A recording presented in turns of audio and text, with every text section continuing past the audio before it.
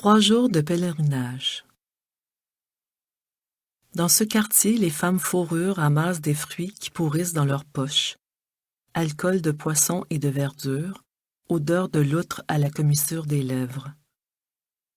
Minuit, pleine de rage, je parcours les allées du marché. Il n'y a ni carrosse, ni citrouille, ni cow-boy sur leurs grands chevaux pour me redonner vie. Sam Shepard a disparu. Au loin, les panneaux lumineux orientent mon sommeil.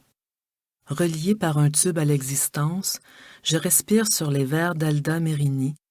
Son jardin est le mien, sa réclusion ma joie. J'habite un 2 pièces sur le haut d'une montagne à pèlerinage. Pour entrer dans la cour, il faut faire une suite de chiffres magiques. Deuxième Guerre mondiale, Révolution française, Guerre d'Algérie. Le soir, avant de monter, j'enjambe les masques à gaz, les veuves déchiquetées, les enfants en arrêt respiratoire. Mon oncle a survolé ce ciel, il en est mort. Le jour, je discute avec des polyglottes. Nous cherchons dans nos poèmes des pruniers sans fruits, des chinoises prisonnières de grains de riz.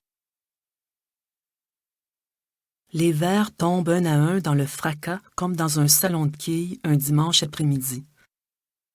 3,25 $ par partie pour une personne, 17 $ de l'heure pour une allée. Le matin, avant de me mettre à table, je demande à Alda si mon corps est à la hauteur de la poésie. Elle me répond. Je voulais être diaphane, douce et pâle. Peut-être était-ce là le piège. À la 3e rencontre, un poète pleure. Il n'entend pas sa voix résonner dans la nôtre. Chacun parle, les yeux rivés au sol. Je me remets à la traduction. 20 sous le mot pour la poésie. Alda me sourit et me protège. L'esprit de la langue m'a abandonné. Cette femme préfère prononcer les mots au lieu de leur donner naissance.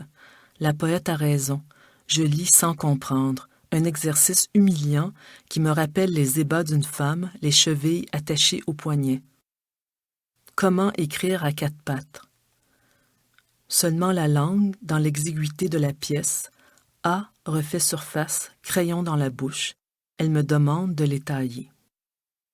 Le dernier soir, je porte ma tête de nageoire après avoir baisé un requin sur un étal de Montmartre. J'ai abandonné le poème. Sa langue était russe, son membre se désagrégeait entre mes mains. Après, je suis retournée poussière.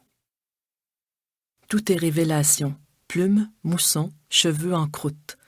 Qui voudrait me porter en terre à la fois légère et piquée d'acariens?